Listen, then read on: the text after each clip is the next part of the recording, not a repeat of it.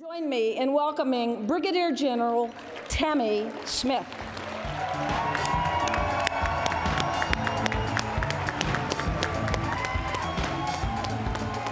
Thank you. Thank you so much.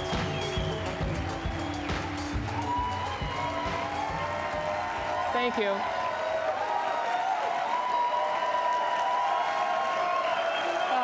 You guys are very kind.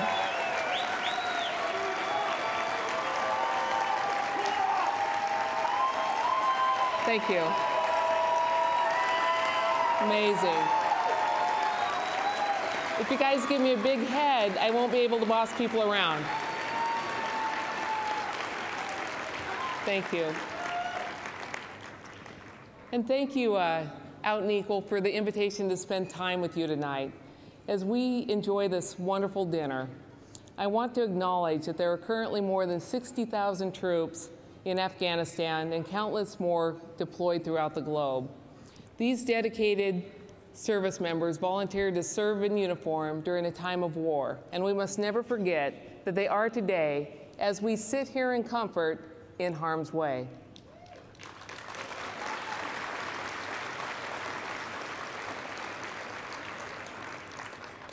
I am absolutely humbled to be in the presence of people who are creating safe and equitable workplaces. You believe so strongly in this that you traveled from all over the country in a hurricane to create solutions. This is especially relevant for my own organization, the Army Reserve. Our citizen soldiers are engaged in all occupations in this country, yet stand ready to defend in uniform or respond to Hurricane Sandy at a moment's notice.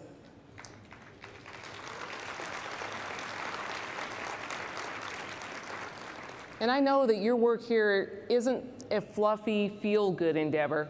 I know with certainty that I'm speaking to people who have skin in the game. We share that characteristic, you and I. We are all in to live an authentic life, to be ourselves both at home and at work. But it wasn't always that way for me. I'd like to share with you a little of my own story, reflect about my life living within the 1993 law and Department of Defense policy that became known as Don't Ask, Don't Tell, and speculate a little bit about what we may have in common. In 1982, I received an ROTC scholarship to attend the University of Oregon and would enter the Army as a second lieutenant upon graduation. The year prior, the Department of Defense formulated, for the very first time, a new policy which stated unambiguously that homosexual persons were incompatible with military service. One of my earliest struggles with being gay in the military occurred in the latter part of my freshman year in college. The U of O Faculty Assembly presented a motion that the ROTC department be disbanded because the university non-discrimination policy was now at odds with the discriminatory DoD policy. The professor of military science asked me to write a letter of support to the university representing the first-year cadets in ROTC. I was hand-fed the argument. Because ROTC cadet application process doesn't ask a person about their sexual orientation, unlike an enlistment contract that sends someone directly into the Army, there isn't technically a violation of the non-discrimination policy so long as the student didn't say they were gay. I was complicit in a version of Don't Ask, Don't Tell as early as 1982. Being gay in the military was being part of a secret underground world. We had our own language, we had our own code words. There was a verbal dance to get the confirmation, even when your gaydar told you the truth. Because being wrong meant potential discharge. We'd ask, were you at Fort Lee? What bars did you go to while you were there? Did you know Captain Lopez? Do you play softball?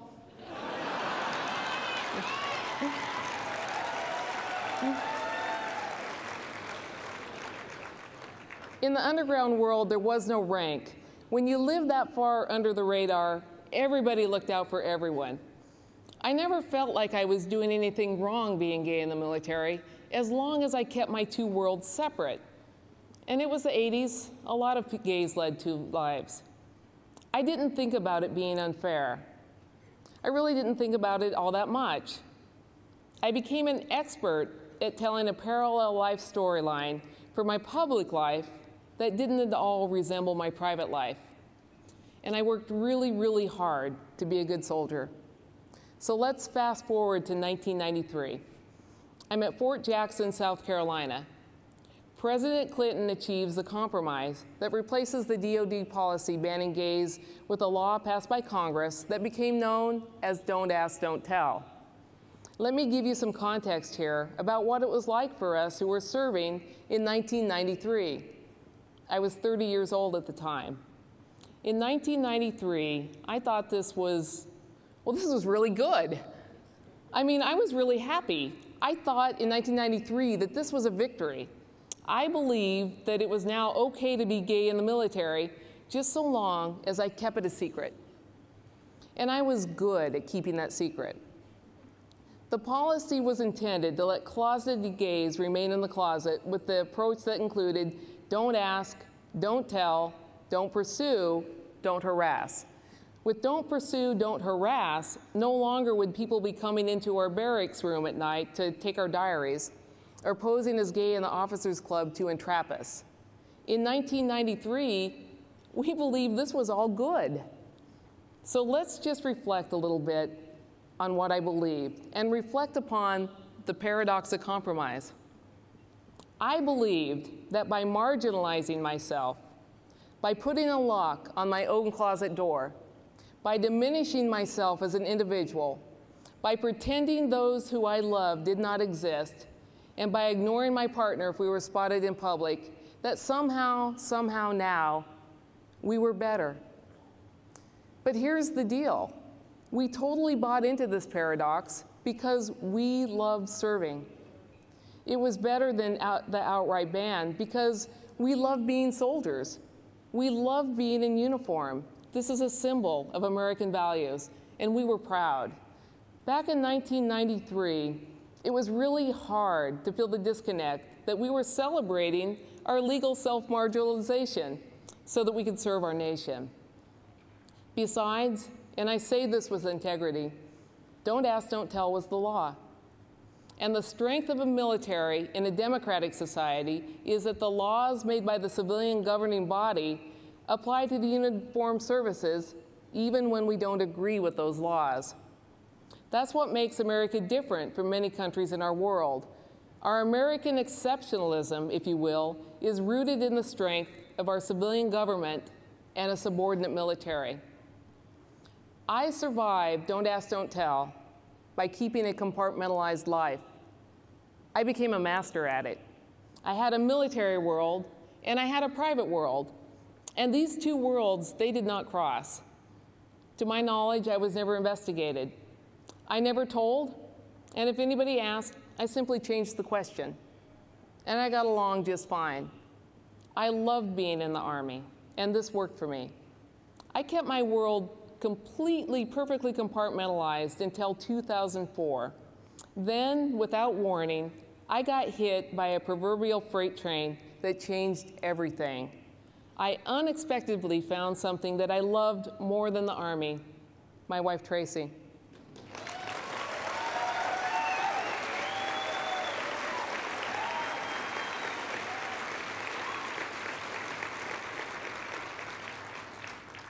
I had totally convinced myself over the years that service mattered most, and if previous relationships crashed and burned, well, that was just a small price to pay for being a good military officer.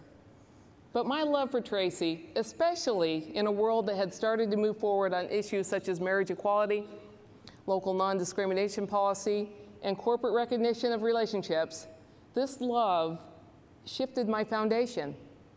Knowing Tracy and knowing love began to change how I felt to so willingly marginalize myself. I began to feel real conflict between my institutional values and my personal values. As society changed, as you in this room worked so hard to bring equality on so many levels in this country, that I had sworn to defend, it became harder and harder to live two lives. One of the most frustrating aspects of living under Don't Ask, Don't Tell after my personal shift was not having my own voice to counter the stereotypes. I was forced to listen as opponents argued about open homosexuality as if I was not separate as a human from a sexual act. They were talking about me, and the law, literally, made it illegal for me to defend myself, to counter the stereotypes about me with my own voice and my own example. I was a soldier, not an activist, and had I had a Facebook status that was my relationship with the Army at that time, it would have been, it's complicated. On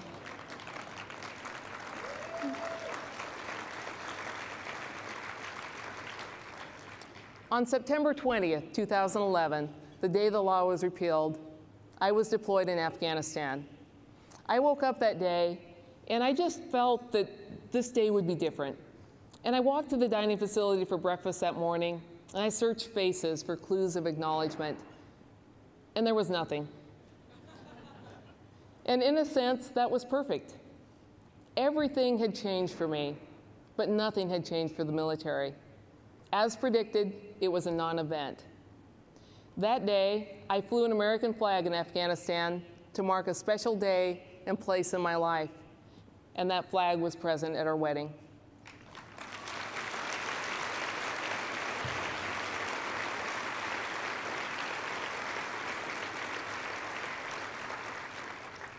I was selected for promotion after repeal, and I never expected to be selected for general officer. When I got the word, Tracy and I had one of those sit-down serious talks that you sometimes have to have in a relationship. And we had to decide, how are we going to do this? And we decided together, even though I had not come out at work, for the promotion and thereafter, there would be no hiding. To have excluded Tracy from pinning that star on my shoulder and continue the lie would have been a disservice to the military's values.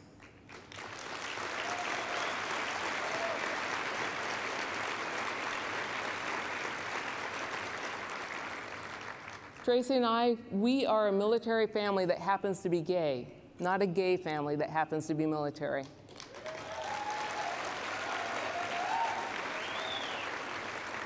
Our role as a military couple is to support all soldiers and their families. There was no alternative for us in a post-Don't Ask, Don't Tell military. People give me credit for being brave. I don't really feel that brave because there were so many people who had to be brave before me.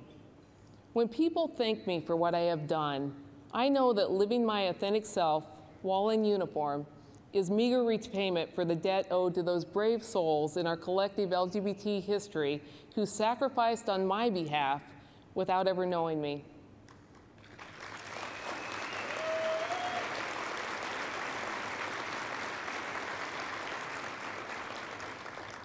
I can admit to you that it wasn't easy for me to make this coming out leap, even though I knew it was the right thing to do.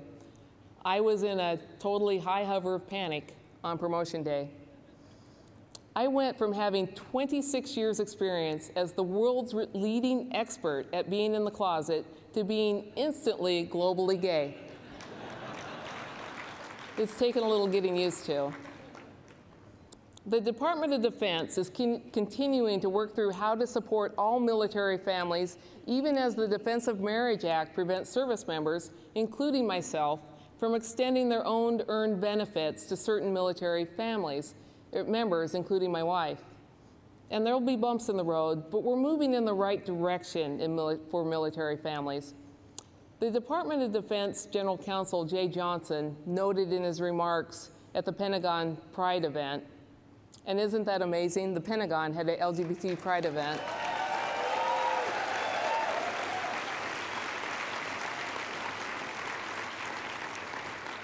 Jay Johnson said, and I quote, "The repeal of Don't Ask, Don't Tell reveals certain inequities between similarly situated couples in the military community.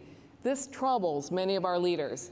On the other hand, we must comply with current law, including the Defense of Marriage Act, unquote. I understand the Department of Defense must comply with the law, just as I understood it must comply with Don't Ask, Don't Tell. But I am somewhat comforted by Jay Johnson's public remarks. He acknowledges the inequity. The work that you have been engaged in has literally, without exaggeration, changed my life and the lives of countless young people who have taken the oath of enlistment.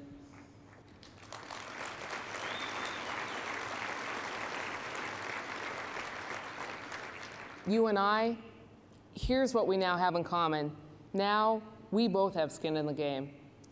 We still have work to do to be ourselves in all workplaces, but I'm energized by you in this room. If I'm able to stand here before you as a soldier and as my authentic self, it is in part because you have led the way in the workplace, because you insist that we live by our Constitution, which guarantees equality for all, because you in this room so diligently in society at large for the same thing that we in the military believe, that people should be judged by the work they do and the skills they bring to the fight.